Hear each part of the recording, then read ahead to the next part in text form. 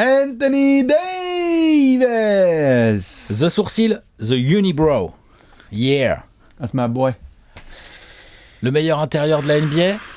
Ouais, un des 3 meilleurs joueurs au monde. meilleurs joueurs au monde. Faut peut-être qu'on en Allez, parle. top 5, allez. Allez. Faut peut-être qu'on en parle. Ouais. Parce qu'il y a eu 2-3 actus. On s'installe peinard. Les fans des Lakers sont en sueur. Les fans des Pélicans sont en PLS. Pas encore. Mais il y a 2-3 choses à discuter. Les fans des Celtics se posent des petites questions, je pense. Vous avez cliqué un peu vite. Parce qu'on parle de... Et toutes les autres franchises, vous prenez votre popcorn et vous regardez gentiment. Vous regardez parce que vous allez devoir que regarder. Parce que vous allez pouvoir très probablement que regarder. C'est une histoire entre Boston, Los Angeles et un bled paumé en Louisiane qui s'appelle la Nouvelle-Orléans. Pour le moment. On peut blaguer un peu quand même. Évidemment. Du coup, on va balancer toutes les infos, car oui, ces derniers jours, comme vous l'avez vu, certains dans l'actu américaine et qui commence à arriver aussi un petit peu en France, à droite à gauche, nous avons des rumeurs. Oh, ça y est. Des déclarations aussi. Des déclarations aussi. Il y a des spéculations. Il y a des scénarios qui sont faits à droite, des scénarios qui sont faits à gauche. Et parce que c'est notre spécialité, on va tout prendre avec des gants en latex et des petits scalpels et on va regarder tout ça. Et autant vous le dire tout de suite, il est possible que ces histoires fassent couler de l'encre, peut-être pour rien. Ah, et du sang aussi. Il est possible que ces histoires fassent couler des vidéos, des podcasts, des machins, des trucs dans tous les sens, parce que clairement, ça peut être les prémices d'un petit feuilleton assez rigolo à suivre. Tout à fait. Et qui va durer potentiellement il y a de quelques tout, mois. Il y a du sportif, de l'humain, l'affect, du business, du contrat, des agents. Tout est mêlé là dans cette affaire. Tout à fait. Et donc justement pour commencer, on va vous donner toutes les infos principales. Après on va faire les deux axes côté évidemment Lakers, puis un peu aussi évidemment du côté Celtics et ce qui se passe à New Orleans en ce moment. Au niveau info, voici la chose suivante, la plus récente. Il y a eu un déplacement récent notamment de LeBron du côté de New York. Il y avait un road trip en ce moment des Lakers. Et justement, il y a eu une petite info qui est tombée sur le fait que, tiens, ça discutait déjà de la possibilité de voir Anthony Davis peut-être rejoindre les Lakers d'ici quelques mois. Ça faisait longtemps qu'on en parlait puisqu'il y avait des histoires d'agents dont on va parler par la suite. Et LeBron nous a envoyé... Une petite déclat au hasard. Anodine. Pas du tout calculé, Alex. Non, c'est pas le genre de LeBron de calculer le genre de gérer ça comme au millimètre près. Donc il y a Dave McMenamin, pour ceux qui connaissent pas, c'est un reporter d'ESPN qui a ses insides et ses entrées. Qui a la botte de LeBron depuis 15 ans. Oui, mais il a aussi ses entrées. Je veux dire, il peut aller questionner plein de gens. Et oui, il aime bien LeBron, ça c'est clair.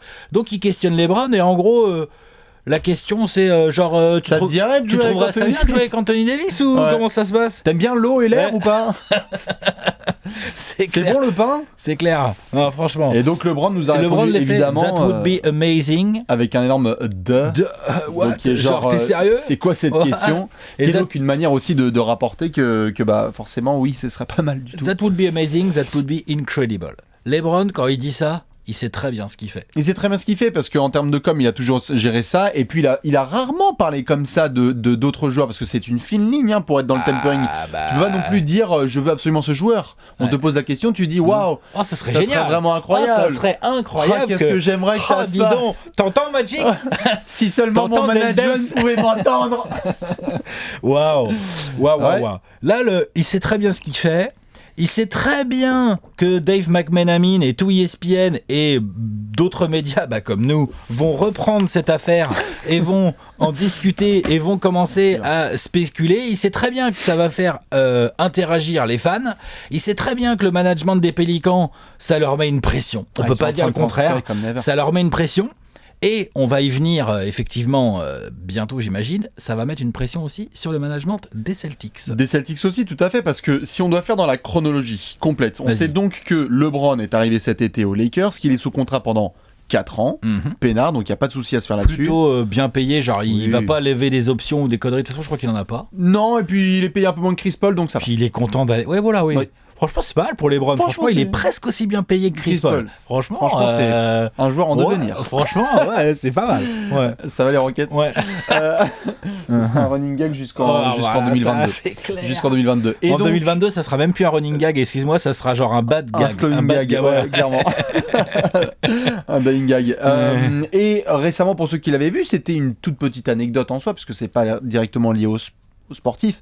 Mais Anthony Davis était séparé de son agent et a rejoint la maison Clutch il y a Sports. pas longtemps. Exactement, Clutch Sports, donc Rich Paul, donc le même agent que LeBron James. Tout à fait. Au hasard. C'est totalement au hasard, on sait jamais. Il y a plein de joueurs qui sont représentés par Rich Paul et toute la clique de Clutch Sports. On avait vu tout ce qui était Eric Bledsoe, Tristan Thompson, d'autres gars aussi par le passé. Et là, Anthony Davis qui a besoin d'être représenté par quand même une firme qui devient de plus en plus grosse et respectée. C'est très influent, c'est clair. Très influent, je veux dire. Toutes les négociations qui se sont passées avec Magic Johnson et Rob Pelinka, c'était avec Rich Paul. Bien sûr. Donc ça, c'était une info importante à avoir parce que forcément, ça ne fait que rajouter une brique dans les spéculations à droite à gauche de et si ça commençait à discuter, parce que Rich Paul, il a envie que ces deux joueurs soient dans un grand marché à Los Angeles en train de briller dans la même équipe. Après, il a envie aussi que le mec prenne le plus de pognon possible. Tout à fait. Donc attention, il y a aussi ça qui va rentrer en ligne de compte. Exactement. Si tu vois ce que je veux dire. Tout à fait. Et donc, du coup, on est actuellement là sur la saison 2018-2019 qui, contractuellement, est l'avant-dernière garantie d'Anthony Davis. Bon, c'est-à-dire que 2018-2019, là, il a 25 ou 26 patates. L'année prochaine, 2019-20, il a 27 patates. Ça, c'est du garanti. Et après, il y a player option. Il peut lever son option et avoir 28,5. Autant vous dire qu'il sera agent libre. Voilà. Parce que 28,5 pour Anthony Davis, aujourd'hui, il démarre n'importe quelle équipe va lui filer 35, le max du max et il va démarrer à 35, voire 37. Je sais plus, John Wall, je crois, il démarre à 37. C'est à 35, 37, ouais, tout à fait, pour monter jusqu'au 44 de James Harden, Steph Curry, etc. Tout à fait. Et il les vaut sans problème. Il a 25 ans, Anthony Davis, faut pas oublier. Il y a encore du temps. Je veux dire, le prime n'est pas encore arrivé. C'est ça. Sachant qu'il avait déjà d'ailleurs signé un contrat qui était considéré énorme à l'époque, on s'en souvient, c'était vers les années 2014-2015, qui étaient les premières designated de rookie extension, qui étaient donc les extensions qui dépassaient déjà les 120 millions de dollars. On se disait il va être payé 28 millions. Le truc de ouf. Oh mon dieu. Alors maintenant on est là, il apprendra jamais l'option 28. Il est moins payé que Mike Conley. C'est chelou. Ou Chandler Parsons, pardon. Qui est un peu moins au Chris Paul, tout à fait. Donc ça, c'est d'un point de vue salarial. Tu parlais de Boston. C'est important de mentionner que à l'heure actuelle, au moment où on tourne cette vidéo, il y a clairement un duel en devenir entre les deux franchises les plus titrées de l'histoire NBA pour récupérer le meilleur intérieur au monde. Exactement. Et c'est pour ça qu'on en parle maintenant, parce qu'en fait, le timing va jouer pour beaucoup. Oui. Parce que, donc on a dit que ça mettait la pression aux dirigeants des Pélicans, pour la bonne et simple raison, c'est qu'en fait, là, il y a LeBron qui balance cette déclaration. Les Pélicans aujourd'hui ont un bilan légèrement inférieur à 50%, ils doivent être 11e ou 12e de l'Ouest. Rien n'est fini, ils ont encore 50 matchs pour faire une saison tout à fait honorable. Oui, on remet dans le contexte. On remet dans le contexte, c'est très serré à l'ouest et tout. Et les Pélicans, on sait qu'ils n'ont pas du tout l'intention de trader Anthony Davis. Ils sont même plutôt dans la mentalité inverse, ils sont en train d'essayer de gratter, de trouver un petit ailier pour compléter l'effectif. Tu vois, alors, clairement, et c'est logique, t'es les Pélicans, tu te dis, bah non, bien sûr. Anthony Davis. Sauf que, si jamais Anthony Davis, lui, un jour, que ce soit là, bientôt, ou dans 6 mois, à l'été prochain, dit non mais tu sais quoi, genre les gros, tradez-moi parce que moi en 2020 je vais lever ma player option et je vais pas signer chez vous. Ils auront pas trop le choix, il faudra le trader. Et c'est là qu'intervient la bataille entre Lakers et Celtics. Il peut y avoir d'autres équipes qui viennent dans cette bataille à un moment, on verra, mais pour l'instant c'est eux vraiment, c'est de la pole position de chez pole position.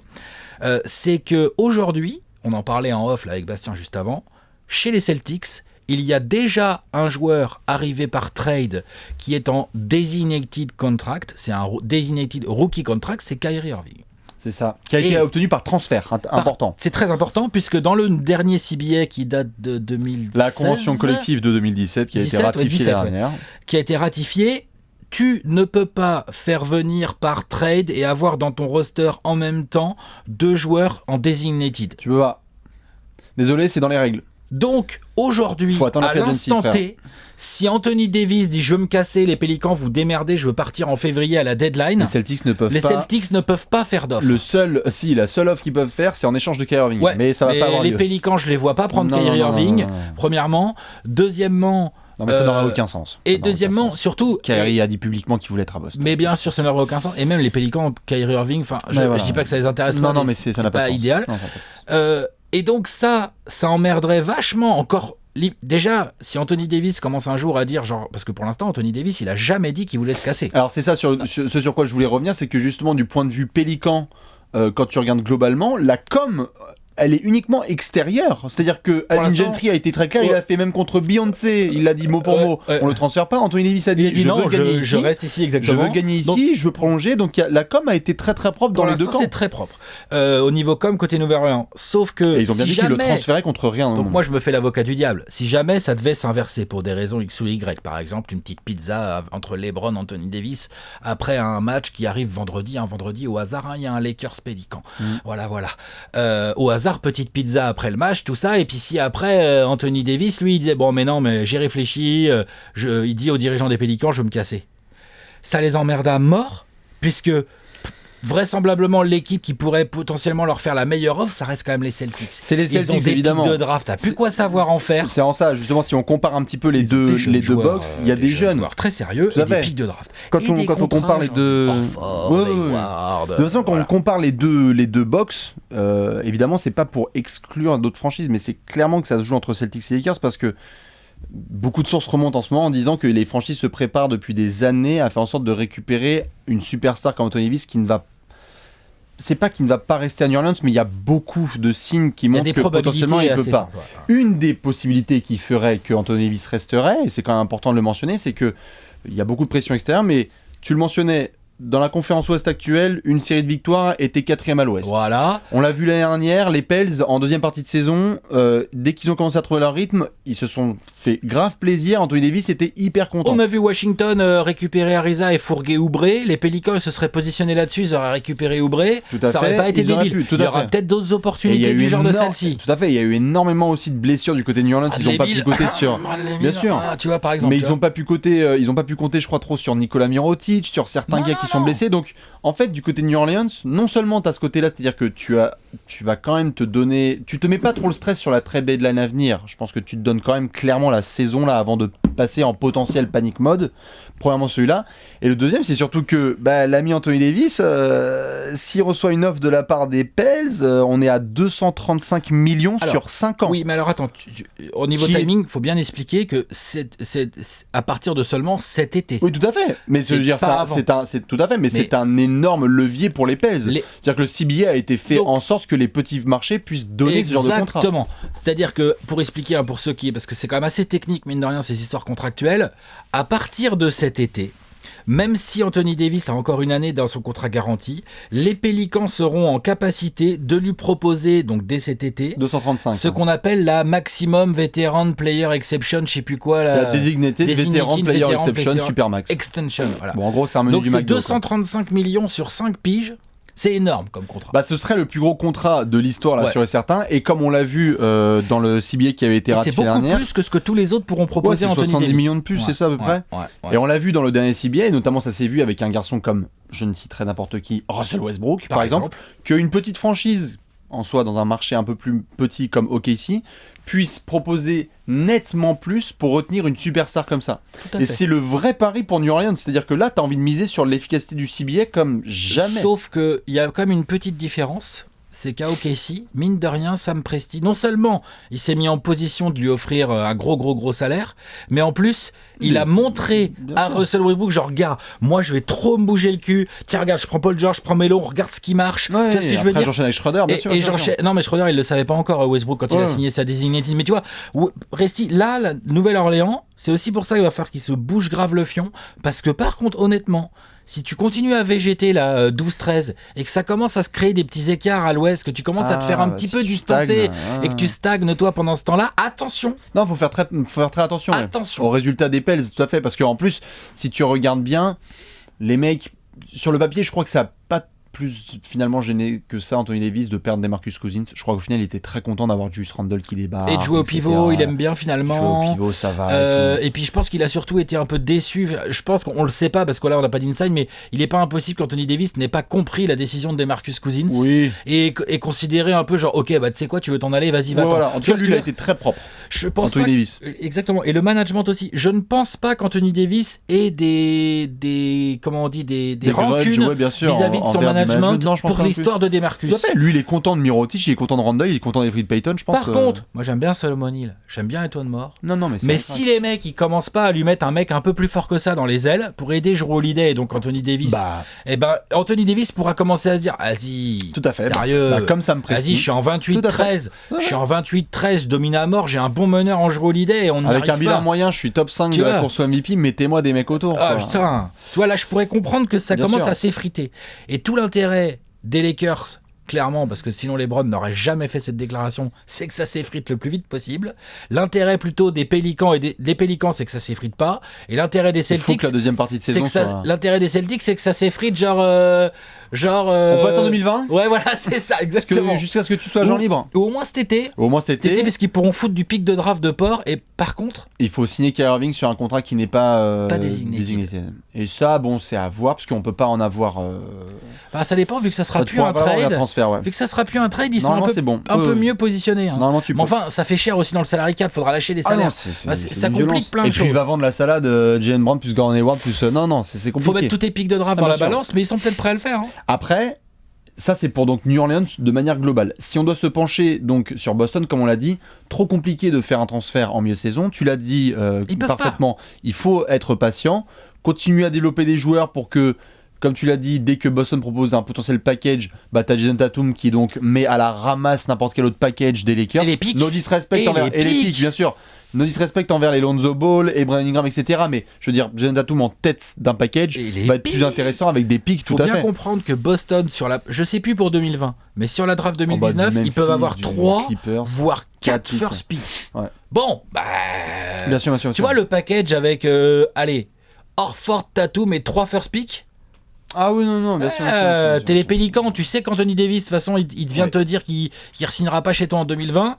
Bien sûr. Tu te dis, tu vois, c'est mieux que Lonzo Ball plus des contrats expirants ou Brandon Ingram ou je sais pas quoi et le pic des Lakers. Hein. Ça c'est mieux. sûr. Maintenant, il y a un élément important à prendre en compte quand on compare Celtics et Lakers, c'est que Celtics, t'as un peu plus de patience. C'est-à-dire que le groupe sur lequel tu vas vouloir miser absolument, t'as du Kyrie Irving, c'est à quoi, 26 ans, 25 ans. Non, ils ont plus de jeunes. C'est mieux construit pour l'instant. C'est un peu mieux construit et surtout, LeBron, tu le vois comment il a commencé à communiquer sur Tyson Chandler, Trevor Ariza.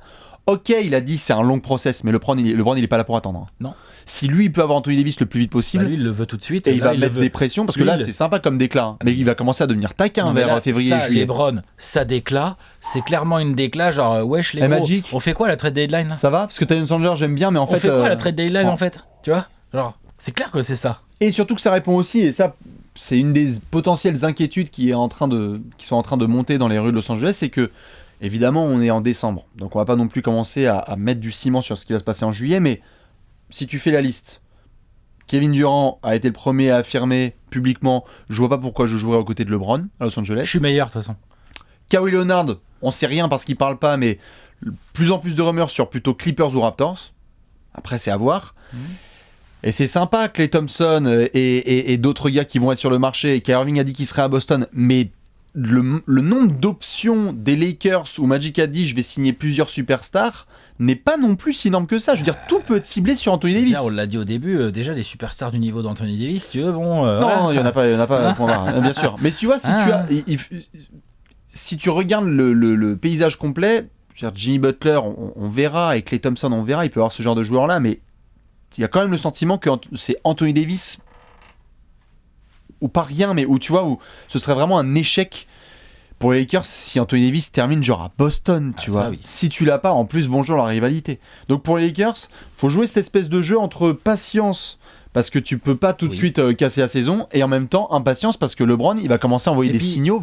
Faut pas oublier que si l'effectif des Celtics est quand même construit avec la re-signature de Smart, avec des contrats qui durent un peu, l'effectif des Lakers, lui, il est construit grosso modo pour moitié de Des jeunes, contrats, non, encore non, sous et des contrat rookie, Ingram, Ouais. Lonzo Ball, Kuzma, tout ça, plus LeBron, qui est pas jeune mais qui a un contrat un peu long. Et sinon, c'est des contrats des mecs qui se terminent là. Bien sûr. Les Tyson Chandler, les KCP, Rajon Rondo, Javal Magui, tout ça, c'est des mecs, Bien genre, sûr. le but c'est d'avoir du salary cap cet été.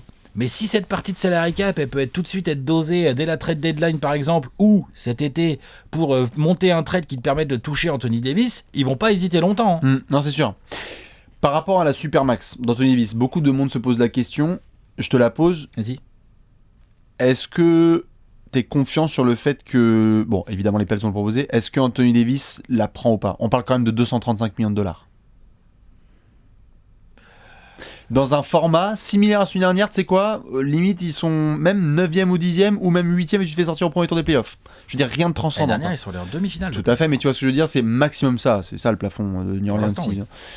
Est-ce qu'il prendrait 235 millions? Parce que ça, je veux dire, c'est quand même un contrat, c'est énorme. Alors, je pense que Il n'y a pas ce genre de contrat sur la table toute la vie. Non, évidemment. Sachant qu'en plus, il n'a pas de bagarre. Même une star comme Anthony Davis, ça peut le faire beaucoup réfléchir. Même s'il a déjà très bien gagné sa vie, tu vois. Genre, oui, bien sûr. On parle pas d'un mec qui a jamais eu de gros contrat, là, il en a déjà un gros.